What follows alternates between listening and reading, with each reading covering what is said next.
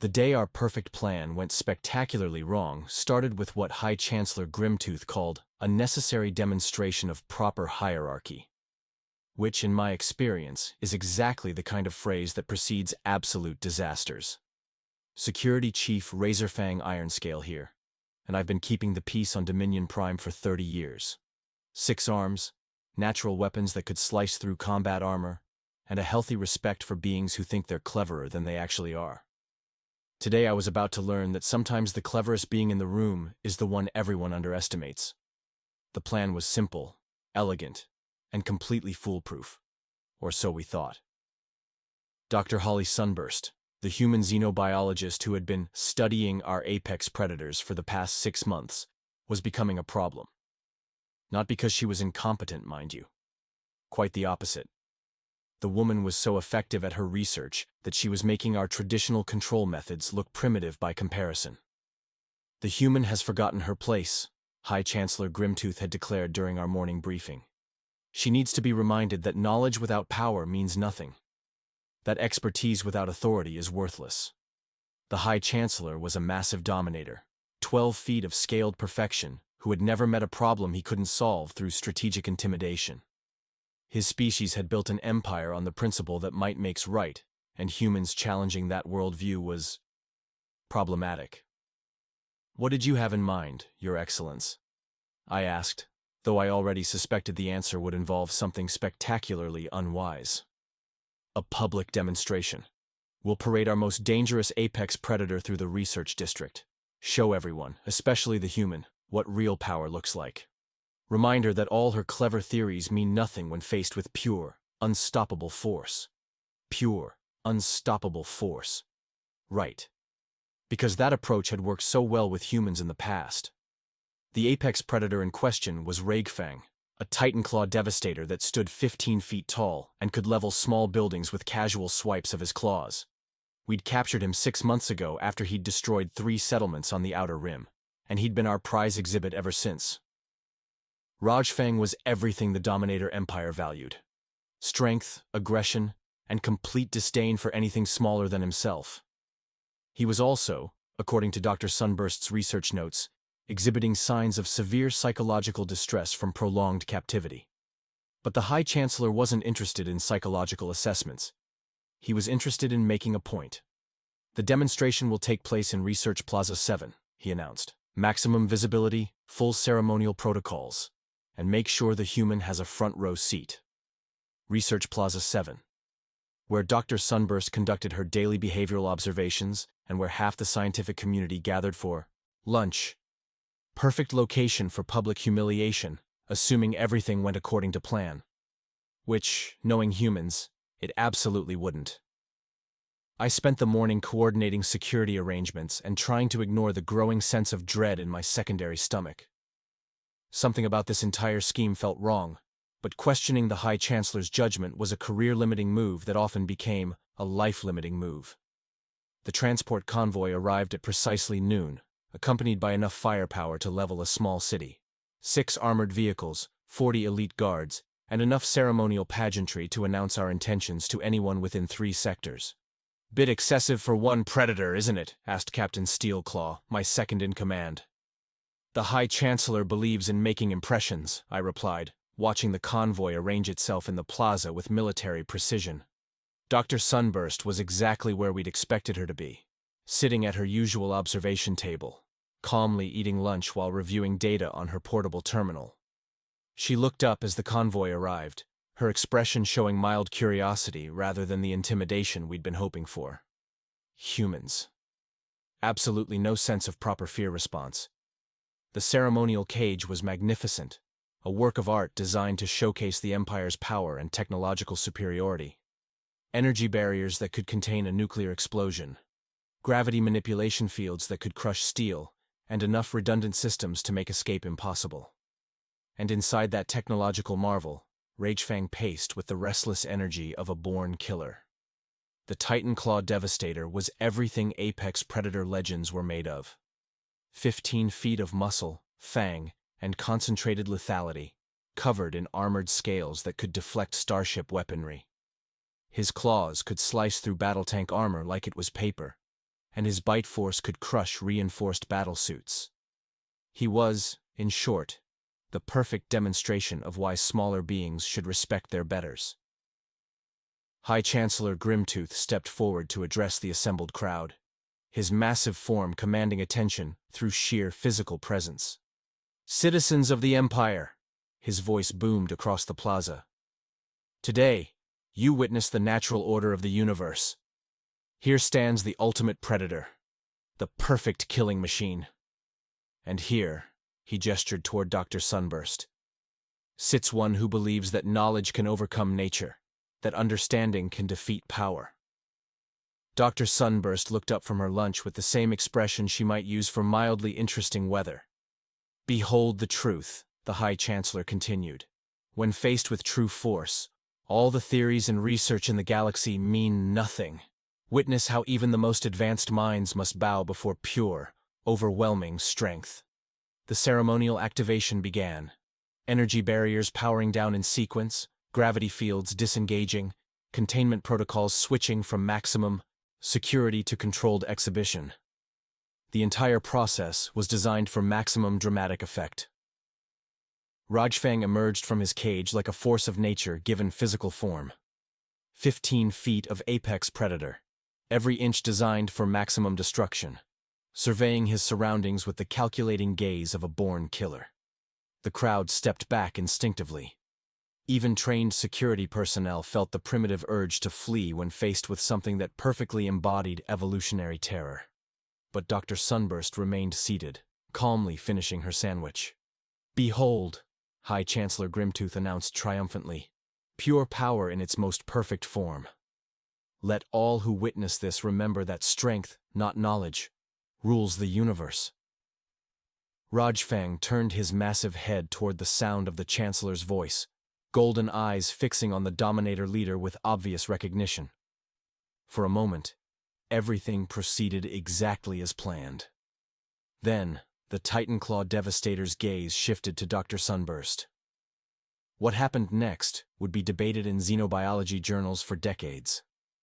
Instead of the threatening display we'd expected, instead of the intimidating demonstration of predatory dominance that was supposed to humble the upstart human, Rajfang did something unprecedented.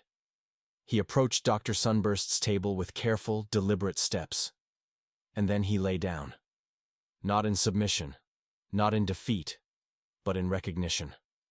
The massive predator lowered his enormous form until he was resting comfortably beside her table, his great head coming to rest near her feet. The plaza fell absolutely silent. "What?" High Chancellor Grimtooth said slowly, "is happening?" Dr. Sunburst reached down and gently scratched behind Rajfang's ear ridge, exactly as if she was petting an oversized domestic animal. "Hello, beautiful," she said softly to the apex predator. "I've been watching you in your cage, and I could tell you were lonely. Such a magnificent creature shouldn't be trapped like that." Rajfang responded with a sound that my translation matrix couldn't quite process. It wasn't a roar. It wasn't a growl. It was purring. "Dr. Sunburst," I called out, trying to keep the panic out of my voice, "please step away from the predator slowly." "Oh, he's not going to hurt me," she replied cheerfully, continuing to pet the 15-foot killing machine like it was a domesticated companion. "Are you, sweetheart? You're just tired of being treated like a monster when you're really just a very large, very lonely individual." Rajfang's response was to carefully position his massive head so that Dr. Sunburst could reach his favorite scratching spots more easily. "This is impossible," High Chancellor Grimtooth muttered, his perfect demonstration crumbling before his eyes. "Titan Claw Devastators don't form bonds with other species. They don't exhibit affectionate behaviors. They certainly don't." "They certainly don't what?" Dr. Sunburst asked mildly, never stopping her. "Gentle ministrations. Enjoy companionship? Appreciate kindness? Respond to being treated with respect instead of fear?" The apex predator stretched languidly, displaying the kind of contentment usually reserved for creatures that had never known anything but safety and comfort. 6 months, Dr. Sunburst continued conversationally. "I've been watching Rajfang pace in that cage, exhibiting classic symptoms of isolation, stress, and depression. Did you know that Titan claw devastators are naturally social creatures? They form complex family groups in the wild, with sophisticated emotional bonds and cooperative behaviors. That's not what the Imperial Xenobiology reports say, High Chancellor Grimtooth stammered. The Imperial Xenobiology reports were written by people who studied dead specimens and captive subjects, Dr. Sunburst replied with devastating academic politeness. I prefer observing living creatures in contexts where they feel safe enough to express their natural behaviors. Safe enough. As if a 15-foot apex predator needed to feel safe around tiny alien beings. Doctor, I said carefully, what exactly are you suggesting?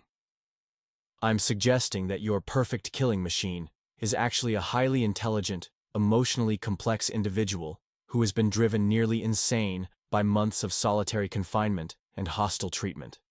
Ragefang made that purring sound again, nuzzling against Dr. Sunburst's hand with obvious affection. I'm suggesting that what you call pure, overwhelming strength is actually a desperate creature acting out because no one has ever bothered to understand what he actually needs. And what does he need? High Chancellor Grimtooth asked, though his tone suggested he wasn't sure he wanted to know the answer. Dr. Sunburst smiled with that particular human expression that meant someone was about to learn something they really didn't want to know. Companionship, mental stimulation, respect for his intelligence and emotional complexity. Basic social interaction with beings who see him as an individual rather than a weapon. You're talking about an apex predator, the High Chancellor said weakly. I'm talking about a person, Dr. Sunburst corrected. A very large, very powerful person who happens to have fangs and claws instead of opposable thumbs. The crowd watched in stunned silence as the galaxy's most feared predator demonstrated his newfound friendship by very gently placing his massive paw on Dr. Sunburst's foot. The gesture was unmistakably protective, affectionate, trusting, and it made our entire demonstration look like the cruel, ignorant spectacle it had actually been. Dr. Sunburst, I said quietly, I think you may have just revolutionized Imperial Predator management policy. Oh good, she replied brightly. Because I have some ideas about socialization programs that I think Ragfang would really enjoy. High Chancellor Grimtooth made a sound that might have been a whimper. The perfect plan had become a perfect disaster, and somehow I suspected this was only the beginning. The immediate aftermath of our spectacular failure was exactly as chaotic as you'd expect when a carefully orchestrated display of imperial power transforms into an impromptu lesson in interspecies friendship. Security teams, maintain perimeter positions but do not approach the predator, I ordered through my communicator, watching Ragefang contentedly receiving ear scratches from a human who weighed approximately 1/10 of his left claw. Sir, Captain Steelclaw's voice crackled back, the crowd is confused. Half of them are taking pictures, and the other half are requesting immediate evacuation. Of course they were.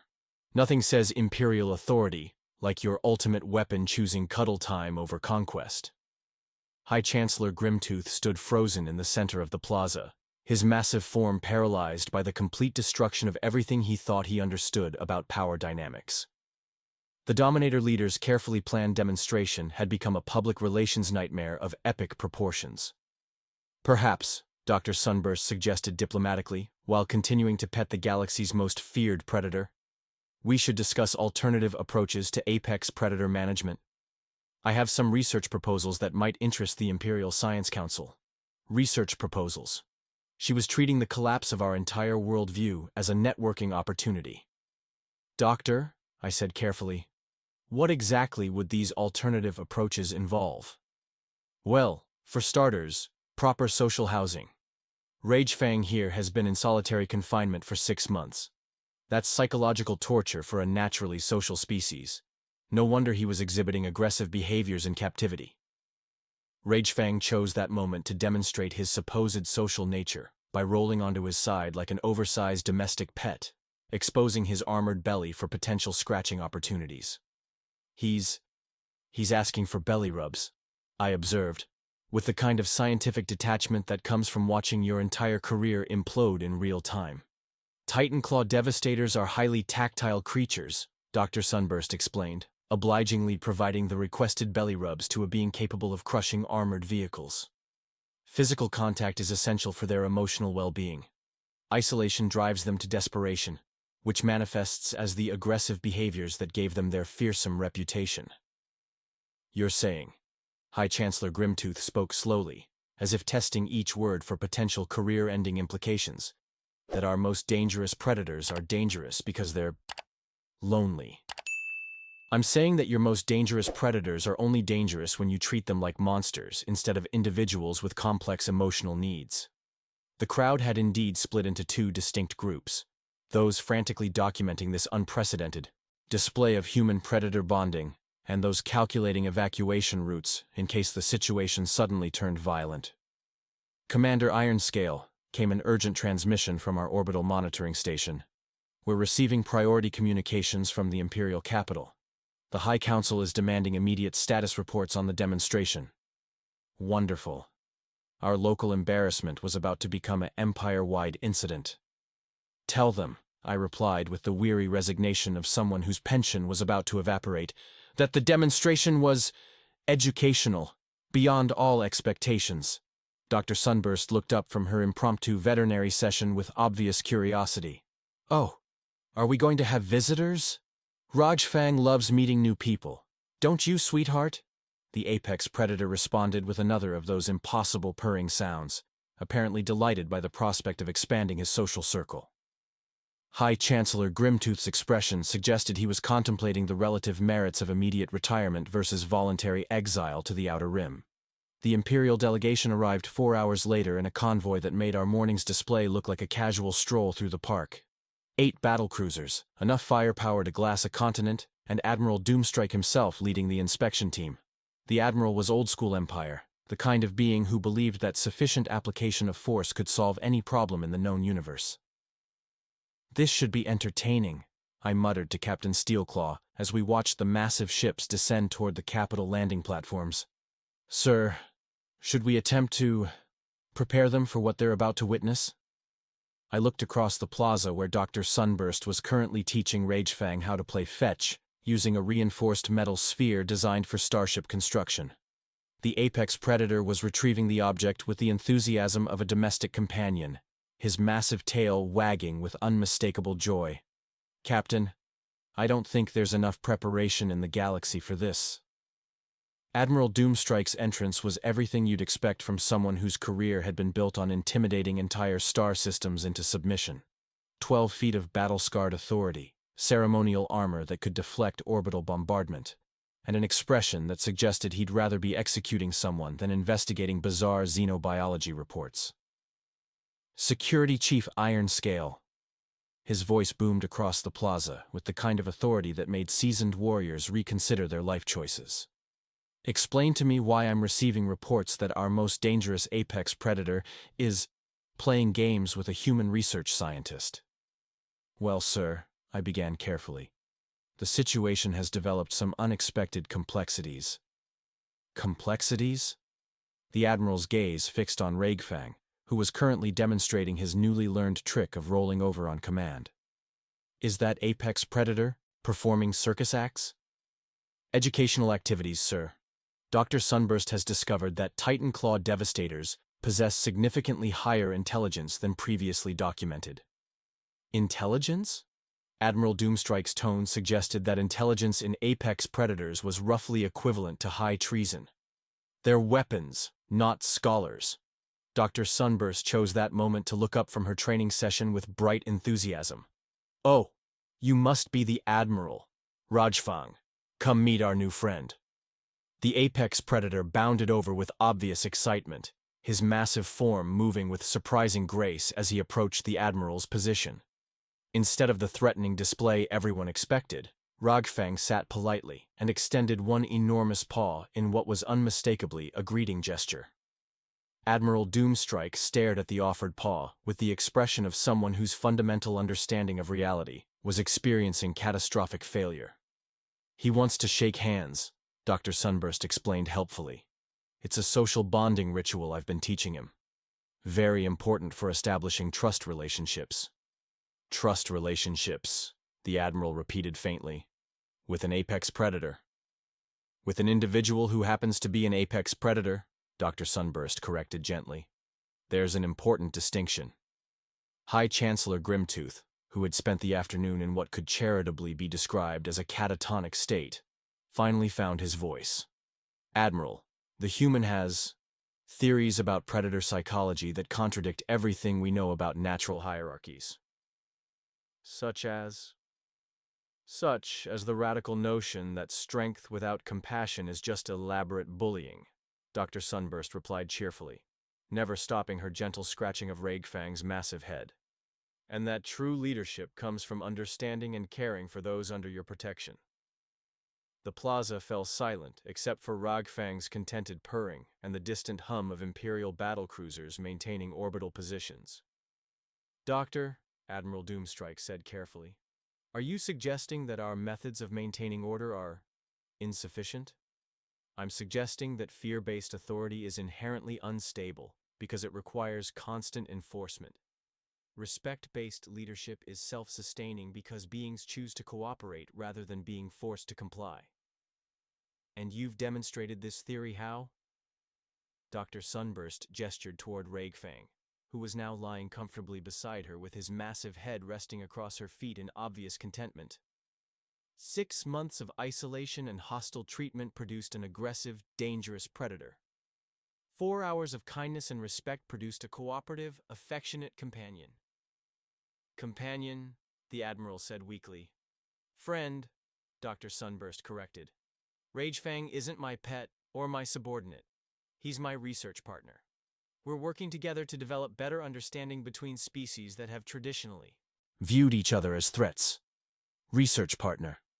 She was describing a 15-foot killing machine as her research partner. Dr. Sunburst, I said slowly. What exactly does this partnership involve? Well, Ragefang has been teaching me about Titan Claw social structures, communication patterns, and emotional needs.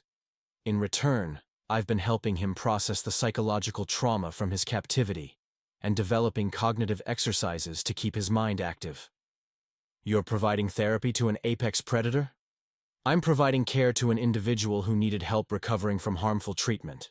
The fact that he's physically powerful doesn't mean he's emotionally invulnerable.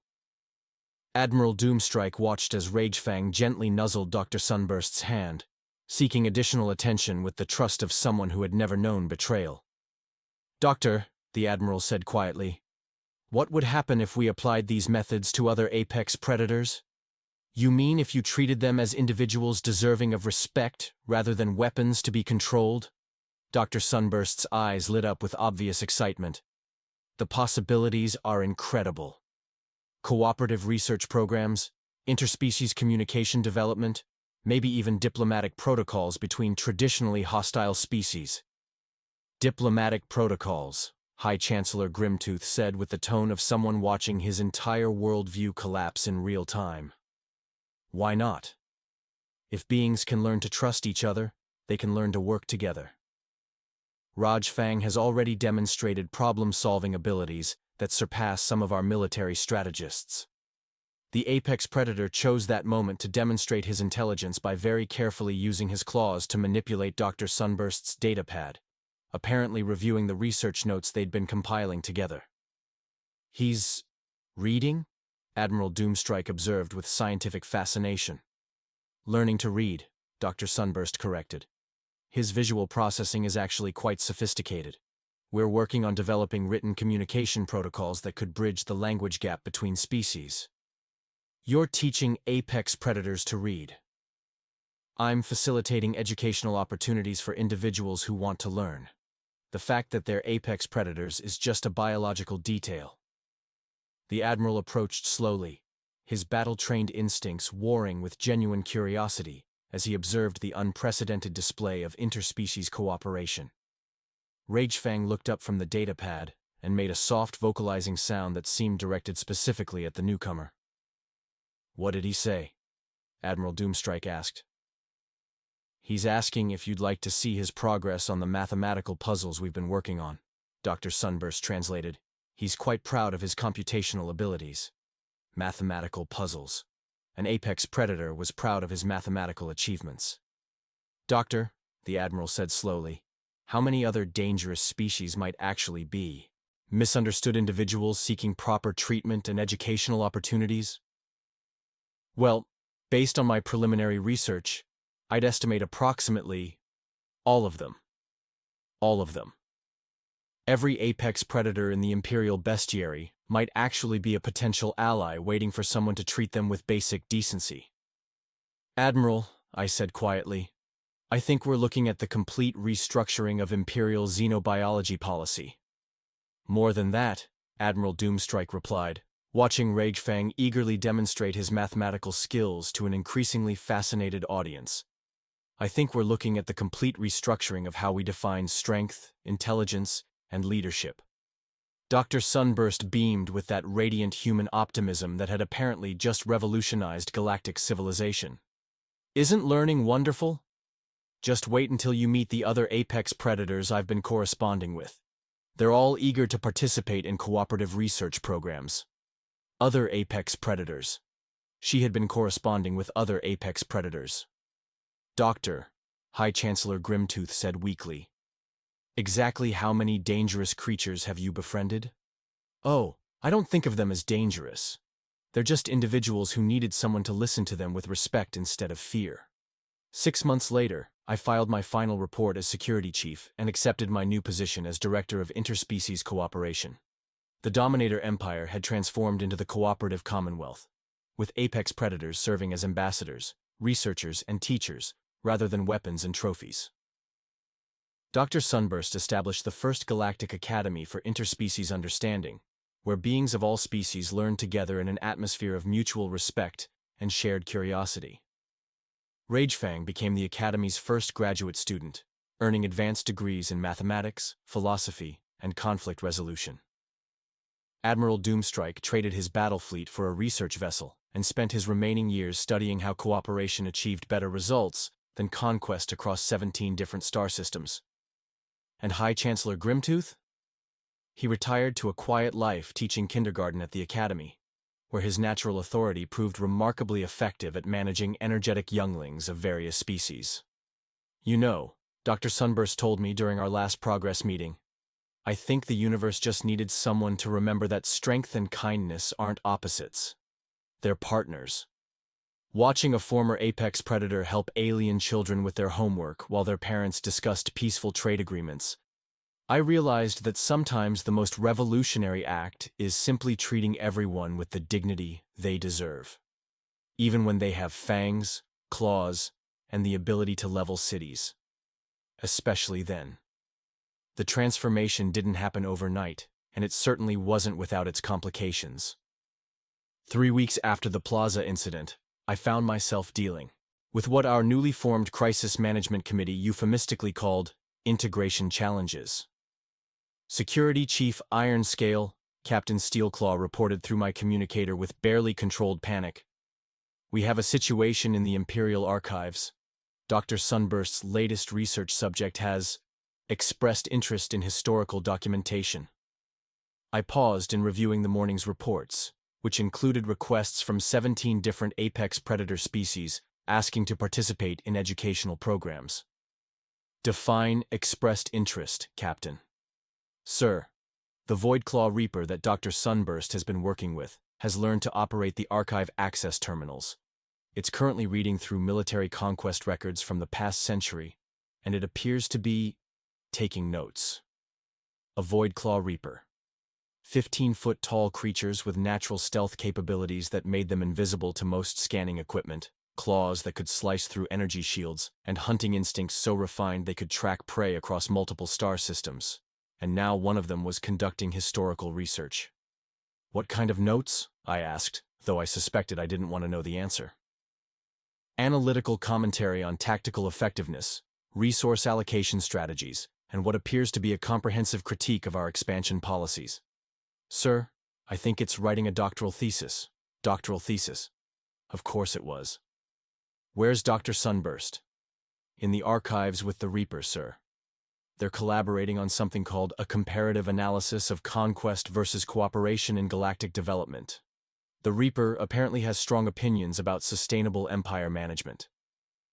I made my way to the Imperial Archives, a facility that had once been restricted to only the highest-ranking officials, and now apparently served as a library for apex predators pursuing advanced degrees in political science. The scene that greeted me was exactly as surreal as I'd expected. Dr. Sunburst sat at a research table across from Nightstalker, the Voidclaw Reaper she'd somehow convinced to trade hunting sentient beings for hunting historical inconsistencies in Imperial policy documents. "Oh, hello, Commander," Dr. Sunburst called out cheerfully. "Perfect timing." Nightstalker was just explaining some fascinating insights about the correlation between fear-based governance and economic instability.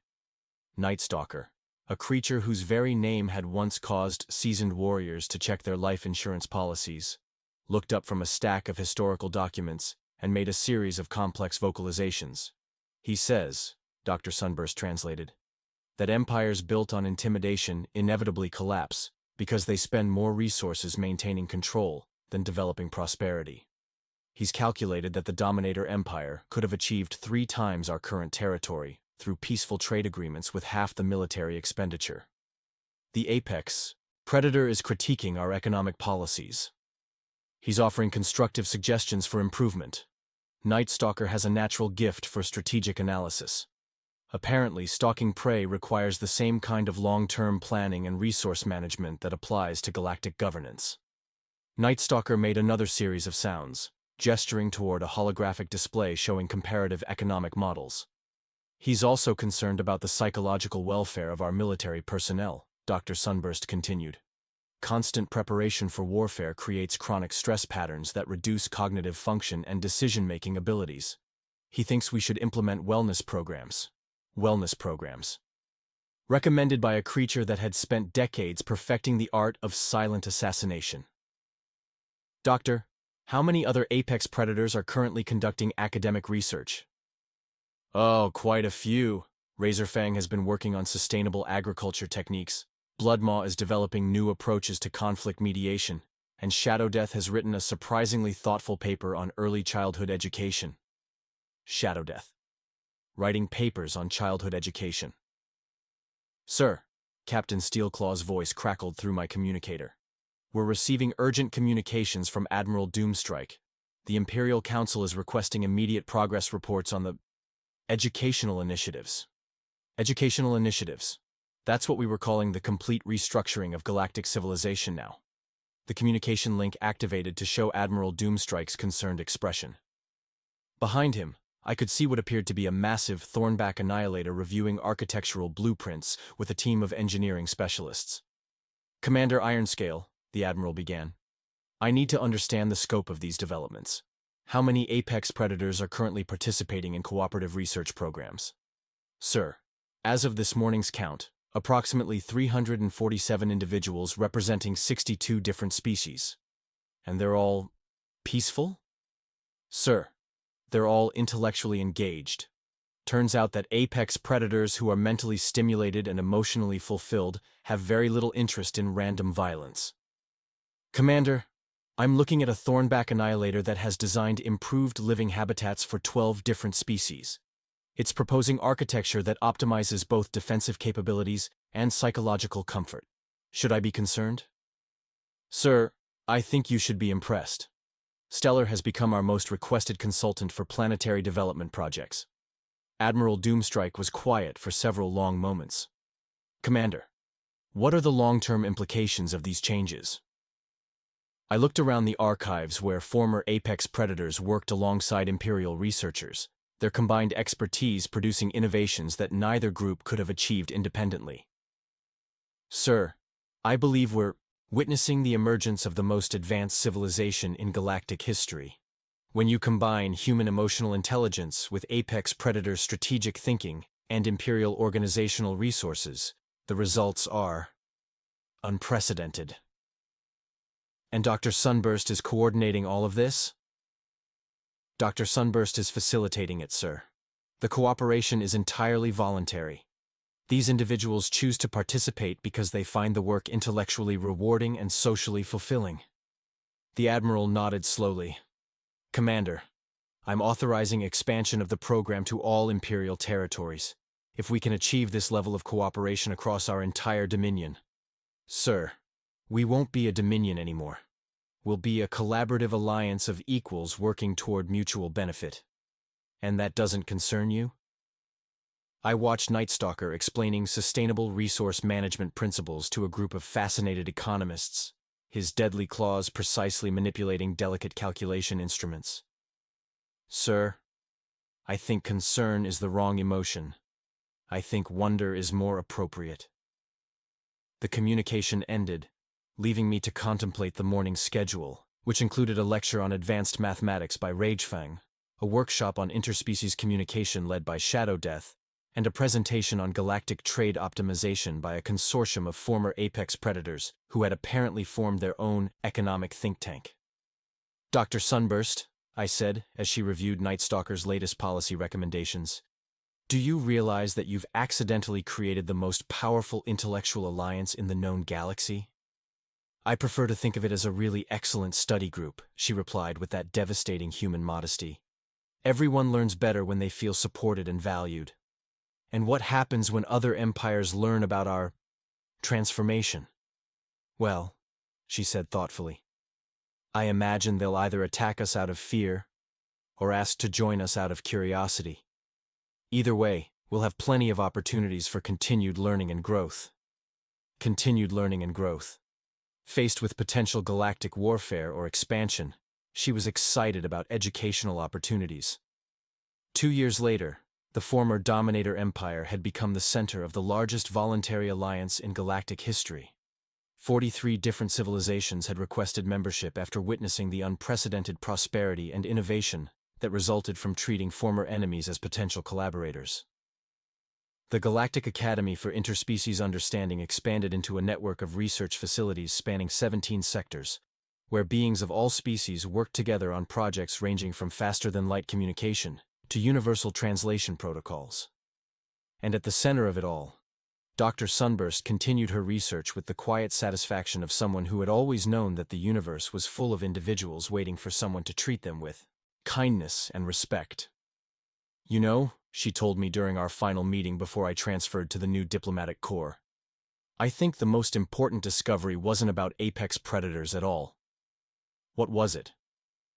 That intelligence and compassion aren't incompatible with strength and effectiveness. In fact, they make each other stronger.